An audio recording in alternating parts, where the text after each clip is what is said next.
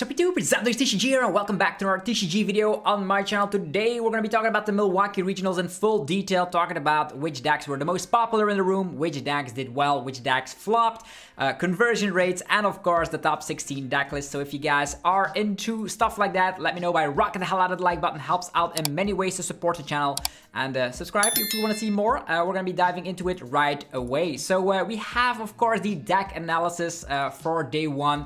There was 1,646 people at the Milwaukee Regionals in the Master Division. So yeah, it's a little bit smaller than we're used to. We have seen numbers of 2,000, almost 3,000 players out there. So a little bit smaller than we're used to. But we still see here that the Dragapult is still the most popular deck in the room, having 16% meta share. Second most popular deck is Gardevoir, having a huge chunk in popularity after, of course, Brand Tonneson won a regional with it. And yeah, it's only getting better from here on out because Gardevoir in the beginning of the format really did not feel too great. People were testing it out with Brilliant Blender and all that, but now we have a very consistent Gardevoir, 60 to yeah, rely upon, so that's why it's doing a little bit better. We have Miraidon, or pretty much called Joltik Box, as people call it, and this deck did incredible. It's kind of crazy. It's now the third most popular deck in the room.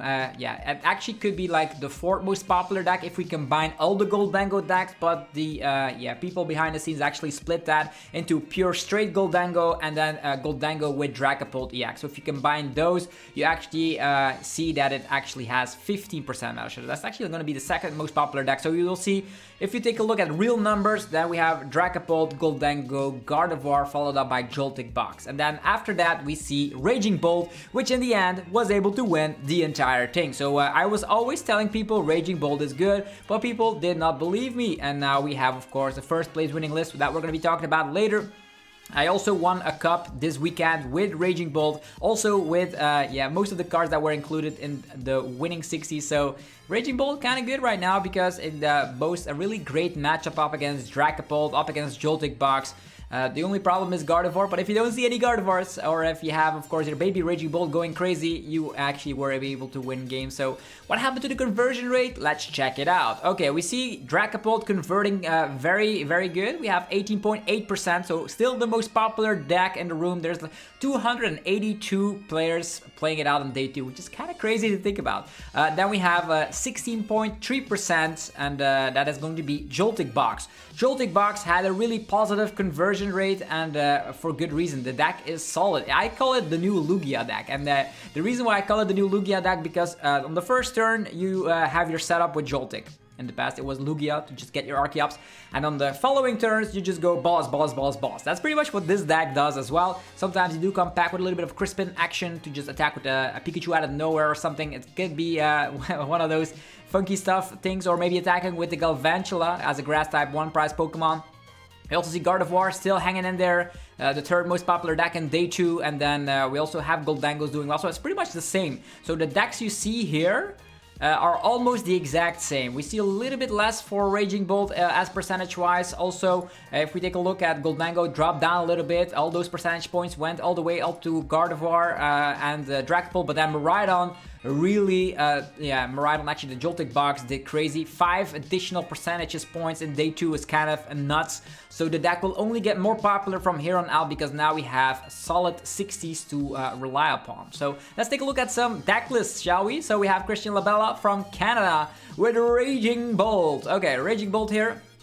This also was played by Mikhail Mil. So yeah, 2 people actually doing really well with this. So what is popular about this? This is a Raging Bolt deck that also comes packed with a high amount of Crispin and also comes packed with a Ditto. So that's also cool because with Fan Rotom you can get the Ditto out, and then Ditto with a transformative start can transform into any Pokemon you want if it's in the active position. So something like Teal Dance Retreat into Ditto could help. Attached Retreat could help as well. There's a Slitherwing in here, which I think is a really crazy must in this format, as Pikachu is everywhere. It's in the Tera Box deck. It is in the Joltik Box deck. So lots of Tera Pikachu's around, so Slitherwing is the correct choice right here. We also see that the Raging Bolt did kind of miracles. We saw a match where they were able to use the baby Raging Bolt to knock out stuff like Curlias against a Gardevoir deck, which is very, very powerful. So Yeah, people are saying Raging Bolt got better because of this baby Raging Bolt in the list. We see Area 0 under that to go wide on your board, but on top of that, there's also the Jamming Tower. This really helps out. If you have Area 0 under that, you get attacked by a Dracopult, for example, and then you can follow up that additional turn with like a Jamming Tower the following turn. That means you can remove Pokemon that are damaged instantly by discarding them, because you go back from 8 bench Pokemon all the way back to 5, which is also a cool strategy. But Jamming Tower in general is a very great card as it shuts down tool cards. Think about stuff like TM Evos, also used in stuff like Goldango. You can shut down rescue boards. It's also Defiance Band, which actually can come in clutch, because sometimes people use Budew against Raging Bolt and finish off with Phantom Dive combined with the Defiance Band. So Jamming Tower, very, very strong for sure. We have Palpad to get your one-off supporters back. There's 1 copy of Boss and 1 copy of Judge. Sometimes if you see Genesect, you only have 1 gusting option, and that's where the Palpad can get you the other one back. What else is cool about this is that this list is actually also playing Mew EX, and Mew EX is actually a very strong Pokemon, because sometimes the opponent doesn't knock you out but spreads damage around with Dracopult, so or maybe they knock you out and stuff. So with Mew EX on board, on top of Phasantipity, you will have enough draw power if you get Ionut or Unfair Stamp, so that can really, really help you out.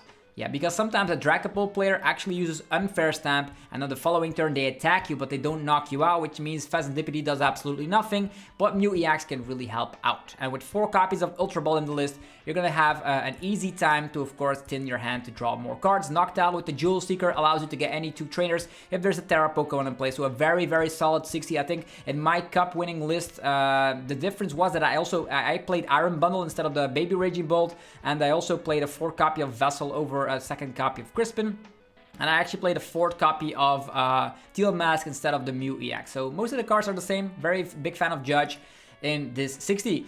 Makani Trend with Dracopult is going to be a straight Dracopult 60 with the stuff we've seen before. We have Luxurious Cape as an additional bonus, because this is a list based on a lot of tool cards. Rescue Board to easily get that turn 1 Budew going second. Bravery Charm can get, of course, your Phasantipity to some bigger numbers, which can really help out. And there's EXP Share, which is a must, because the deck is playing an Unfair Stamp over Sparkling Crystal. Unfair Stamp seems to be the most popular Ace-Pack card for Dracopult going forward. We did see that it did really well over in all the regionals so far, so I think it will still do the same stuff. We have Genesect to shut down Ace-Pack cards in general, Monkey Dory to transfer some damage, so that's why Luminous Energy is great. You can also attack against this if you are clever. You sometimes, if you have the room in your deck, you could try and add in an Enhanced Hammer, which can really help patch this matchup up. Enhanced Hammer and something like a Jamming Tower to shut down EXP Share while you're one-shotting a Dracopult can definitely push you over the edge against an archetype like this. So this list actually still playing a high amount of Arven, despite the fact that we are in Budew War, so it's a little bit having 2 Brock Scouting to make up for that. Then we have 3rd place with Alex Chandler with Joltik Box. I was rooting for Joltik Box to win the entire thing, but it didn't happen. This is a very solid 60, and we see here stuff we've seen before. I tested this out on the channel before, but what do we see here? We are seeing Genesect, which shuts down the Ace-Pack cards, and we're seeing 1 copy of Duraludon. You might think, why are we actually playing Duraludon? Well, the cool news is that this Duraludon is able to knock out Budews. So with the hammer in, you actually one-shot the Budews quite easily. So that's why it's in the 60, I suppose. If there's another reason why it's in there, let me know down below. It can also help out against stuff like, I would say, Mimikyu, because you have Bravery Charm, you have 130 HP, so that means the Mimikyu will need to dish out like a lot of damage, and you have Crispin attachment, so Duraludon can also deal with that, I suppose. You can deal with Mimikyu, you can deal with Budews, so there's that. People might think, oh, why is Duraludon in there? But that's the reason. With a lot of 4-4 supporters, you're gonna have a great time. You have 4 Arven, 4 Crispin, 4 Bulbasaurs, not a lot of items needed when you have your full setup. Miraidon with Tandem Unit gets your Iron Hands, Pikachu or Joltik at the list, depending on the playstyle you want to have Pikachu out or Iron Hands, depends on the matchup. Then all of your bench hitters, Latias for free retreat, Phasantipity, Mew EX as well. As a part of the squad here. These are like very popular 2-price support Pokemon. Iron Leaves can absorb the grass energies and go on the offensive against stuff like Hydreigon, but more importantly, and Zoroark EX and Charizard are the main suspects to just knock out with Iron Leaves. And there is, of course, the same stuff we've seen before. So, I think this is only gonna get better from here on out. We also have the Blood Moon for the late game, so Joltik Box, solidifying its way to success. Julio Santos de Leon from Puerto Rico, Dracapult Dusknoir. So I was expecting Dusknoir to do well. That was my prediction for this weekend. And we of course see that Dusknoir has a tougher replacement, so that's great. Blowing stuff up while having access to slowing stuff down with Budu is very scary. I cannot stress that out enough. Itchy Pollen, and while you have a Duskull on board, while you have a Dracloak on board, could mean you win the next turn because of Phantom Dive in combination with Curse Blast, in combination with Halucha, maybe even Monkey Dory on top of that. So there's a lot of crazy things that could happen. Cool stadium we see here is the Pokemon League headquarters as a way to deal with Raging Bolts. That could be, having Pokemon League headquarters and slapping down Iono. If the opponent does not fetch a stadium, then they're gonna have a hard time to respond to a big HP Dragapult EX. Again, the ace-pack card of choice is Unfair Stamp, and people are actually over-exaggerating with the luxurious, the luminous energy. So if you want to attack against this deck, now is the time to start playing one copy of Enhanced Hammer. Definitely if you're playing something like Arven in your 60. But yeah. Straight Dracapults and Dusknoir Dracapult. Let me know in the comments which one you prefer. We have Owen Dalgard from the United States. Dracapult Dusknoir, what is different here? This list is not playing any stadium. Okay, we see this actually was played in Monterrey Regionals as well, getting a top 5, or actually a top 8 placement in, if you take a look at that. So what helps here is that because you're not playing any stadiums, you have a high amount of consistency with more copies. So you have a 3-2-2 line of the Dusknoir because you are not playing any stadiums. That could be quite tricky, as there could be like an ace-pack card that could ruin you. There's no Genesect in here, so that could help defend that. So if you want to have more space, cut the tech cards like Genesect, cut your stadium, so that is something that can happen. But Dusknoir, still very scary. If you see like a board full of Duskulls, as mentioned, you can bench wipe entire things. Okay, moving forward, Ian Robb with the Flareon box or Evolution box. I did see that in action, and oh boy, was it great up against the Zoroark deck up on stream. So yeah, Flareon is great. You hit 280, which is enough to knock out Goldengo. It is enough to knock out Zoroark EX. You have the Sylveon, which can hit weakness because of Lily's Clefairy EX up against Dracapult EX. So you have everything that is needed to win the entire tournament. It did not happen that way, but it's still a very strong 60. We have, of course, a very thick Noctowl package. I think nobody's playing the 80 HP Noctowls, actually Hoot Hoots anymore, it seems. We have Sparkling Crystal in combination with Crispin, gets and stitches it all together, allows you to attack quite frequently, and also with the Eevee and the boosted evolution, it allows you to just evolve into Flareon or Sylveon instantly. So a very strong 60. Briar also really coming in clutch here to take additional prize cards when the opponent is at exactly 2 prize cards remaining. Very disruptive Sylveon EX with the Angel Light. And don't forget, Fanrodom can also become an attacker in a deck like this. So this actually was played by a whole lot of people. We have Mikhail Bio, Azaya Chivil, Aaron Friedman, and Justin Cities, if I pronounce it correctly. So yeah, a lot of people played this exact 60. So don't sleep on Flareon box. One day it will win a regionals, I hope. Benjamin Herbert from Canada, straight Dracapult. Okay, same 60 as Joseph Holland. I don't know if they work together or whatever. This is going to be a 60 you'll see a lot, to be honest. The one-off energy search is really coming clutch because you're playing Arven and a low amount of energies, because Luminous Energy is not searchable, so that's why it's playing at a high count. It does help out with Monkey Dory, by the way. If you get damage, you can use the Monkey Dory. Genesect, stopping down the ace-pack cards like Prime Catcher and Fair Stamp are the most popular ones of the bunch. So stuff like this we've seen before. And then Brent Thomason rounding out the top 8 with Gardevoir. This is the only Gardevoir in top 8, so Gardevoir did already do so much. Look at that list. If that is the perfect way to describe a fantastic 60. Look at all these people. And so many first places as well, so this is probably the best deck, or actually the best deck list for Gardevoir. We can all conclude this is the same 60 that Brant Tonneson already used to win the Monterrey Regionals with. Johan Barzazak from was able to win the Sevilla or the Seville special event. So this is the strongest Gardevoir 60 I've ever seen. Very consistent, 4 research, 4 Iono, secret box, 3 earthen vessel, get the energies in the discard pile, having access to Budu, or sometimes you need Cleffa for draw. So it's very, very solid. Nothing to say. It's perfect. Okay, we have Lucas Singh with and Zoroark EX. Okay. Yes, let's talk about the elephant in the room here. We have Bombearder having a placement almost in a top 8, so it's 9th place. So Bombearder allows you to just get your setup going. So pretty much this is a card. If you go first, you can use this attack on your first turn. You can search your deck for 3 basic Pokemon and put them on the bench. And the reason why it's good is that you're playing Ant's Castle, and that means that you can actually get free retreat and then go into Bombearder instantly. So that's pretty much what it is. You have Serrano as well to get your setup going. 4 copies of Serrano to get your Pokemon EXs going. If you have 1 EX going with the Bombearder. Also a lot of Pokemon with free retreat, so it does make sense to play the Bombearder. Either you start with Budu, Cleffa, or an Ant's Castle in hand, and out of nowhere, because of Serrano, you can get yourself some Pokemon tinned out, like Zoroark EX, Bombearder, slap down Bombearder, get your Zoroarks out, and that's how the deck gets a lot of consistency. So this is something I could see Tord Reckless playing as well. So Serrano, you don't see it every day, but in this list, it's very solid. 4 stadiums in there. I don't know if it's the perfect way to be playing and Zoroark EX with so many stadiums, but it's also a way to get more Pokemon out the deck, as it doesn't come packed with Nest Balls. And also no Ultra Ball, so there's that. So you can attack with the Flame Body Cannon of the Darmanitan. You can use the powerful Rage Attack of Reshiram. So lots of cool stuff, and there's even Monkey Dory in the package as well. I would love to see something like the Hoopa EX being introduced here, but it was not the case. Ryan Antonelli with Straight Dragapult again. Also played by a lot of other players to some top 128 finishes. So what do we see here?